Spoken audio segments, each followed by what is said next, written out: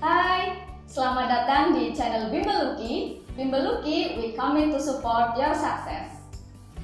Bersama Kak Ines, di video kali ini, Kak Ines akan menjelaskan tips and trik cara mengerjakan teks bahasa Indonesia di tes potensi skolastik.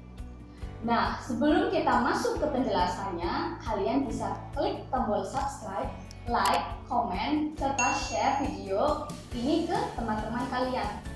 Nah, dengan kalian mengklik tombol subscribe, artinya kalian memberikan dukungan kepada channel Bimbel Lucky untuk terus mengupload video-video yang bermanfaat. Oke, kita masuk ke materi. Nah, jadi di penjelasan kali ini, Kak Ines akan fokus ke teks dengan bahasa Indonesia. Untuk teks dengan bahasa Inggris sudah dijelaskan oleh Kak Anissa di video-video sebelumnya. Kalian bisa cek sendiri nanti. Oke, kita lanjut ke pembahasannya. Jadi, tes potensi skolastik itu bertujuan untuk mengukur kemampuan kognitif seseorang. Nah, di tes TPS ini terdapat 4 komponen. Yang pertama adalah penalaran umum. Penalaran umum ini terdiri dari 2 teks bacaan yang diikuti 14 soal dan 6 soal berbentuk kuantitatif dengan alokasi waktu 35 menit. Nah, komponen yang kedua adalah pemahaman bacaan dan menulis yang terdiri dari 3 teks bacaan dengan diikuti oleh 20 soal. Alokasi waktunya adalah 25 menit. Selanjutnya, komponen yang ketiga adalah pengetahuan dan pemahaman umum yang terdiri dari 2 teks berbahasa Indonesia yang diikuti oleh 12 soal dan 2 teks berbahasa Inggris yang diikuti dengan 8 soal dengan alokasi waktu 25 menit. Komponen yang keempat adalah pengetahuan kuantitatif yang diikuti oleh 20 soal kuantitatif dengan alokasi waktu 35 menit. Nah, dengan catatan kalian hanya bisa mengerjakan soal di setiap komponen selama waktu yang diberikan.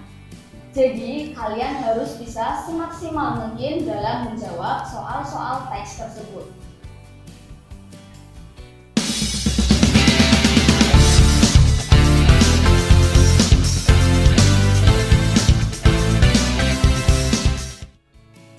Jadi, tipsnya yang pertama adalah jangan panik. Usahakan tetap tenang. Walaupun sepanjang apapun teks bacaannya, usahakan kalian tetap tenang.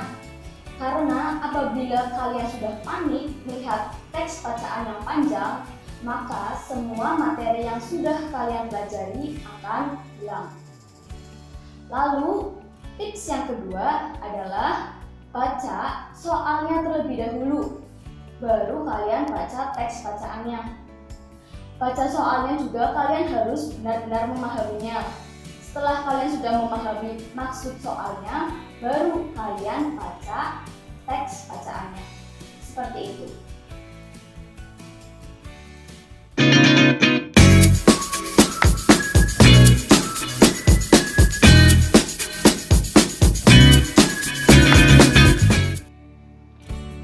Nah, sekarang kita masuk ke contoh soal serta pembahasannya. Di sini terdapat 1 teks yang diikuti oleh 3 paragraf dengan 1 tabel. Soal yang pertama, berdasarkan paragraf 1, manakah yang paling tepat jika suatu berita dimanipulasi maka... Nah, jadi kalian harus fokus ke paragraf yang pertama dulu. Baca paragraf yang pertama. Setelah kalian baca, baru kalian tentukan jawabannya. Untuk nomor 1, jawaban yang paling tepat adalah yang B. Publik tidak dapat menggunakannya untuk mempertimbangkan suatu informasi. Jadi, jika suatu berita dimanipulasi, maka publik tidak dapat menggunakannya untuk mempertimbangkan suatu informasi. Soal yang kedua, Berdasarkan paragraf 2, para penulis menunjukkan bahwa masyarakat yang akan datang percaya bahwa dalam laporan wartawan harus dihindari. Oke, jadi untuk nomor 2, kita fokus ke paragraf yang kedua. Abaikan paragraf 1, paragraf 3, kita langsung fokus ke paragraf yang kedua. Nah, untuk nomor 2, jawaban yang paling tepat adalah yang A. Penilaian pribadi tentang peristiwa yang dilaporkan.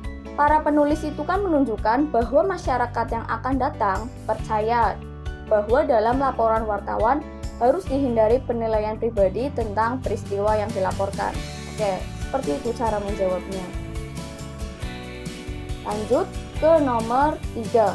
Berdasarkan tabel, pada tahun berapakah media paling dipercaya oleh orang-orang? Untuk nomor 3 ini, karena di soal yang diminta adalah tabel, maka kita fokus ke tabel. Pada tahun berapakah media yang paling dipercaya orang-orang? Oke, dari tabel kita tahu bahwa media yang paling dipercaya oleh orang-orang adalah pada tahun 1985. Jadi jawabannya adalah yang A. Kita lanjut ke nomor 4. Berdasarkan paragraf 2, manakah pernyataan yang tepat jika suatu lembaga otoritas memberikan informasi publik? Maka berarti kalian harus fokus ke paragraf yang kedua. Tadi kan kalian sudah baca paragraf yang kedua. Kalau kalian masih ingat, kalian bisa langsung jawab. Tapi kalau kalian tidak ingat, kalian bisa membaca ulang dengan cepat. Jadi jawaban yang paling tepat nomor 4 adalah yang C. Mereka harus menghormati perbedaan antara pengetahuan publik dan pribadi. Jika suatu lembaga otoritas itu memberikan informasi publik, nah berarti mereka kan harus menghormati perbedaan antara pengetahuan publik dan pribadi.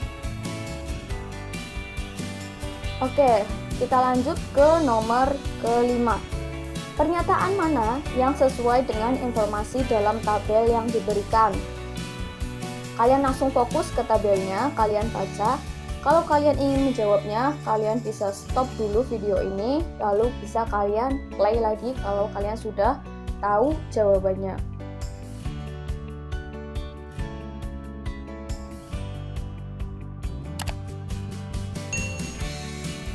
Oke, untuk nomor 5, jawaban yang paling tepat adalah yang C. Antara 2003 dan 2007, pandangan orang tentang akurasi, kemandirian, dan kewajaran berita organisasi berubah sangat sedikit. Lanjut nomor ke-6.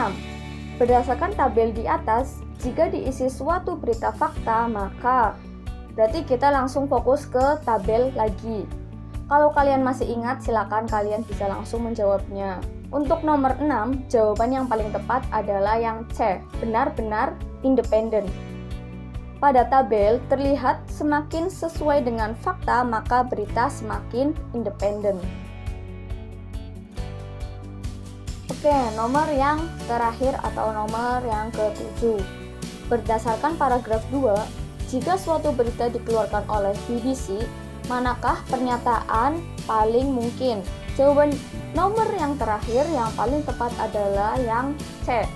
Berita itu dapat dipercaya. Pada paragraf kedua, itu terdapat bacaan yang menyatakan bahwa secara historis, lembaga penyiaran seperti BBC dianggap sebagai bentuk otoritas terpercaya dan bijaksana secara konvensional.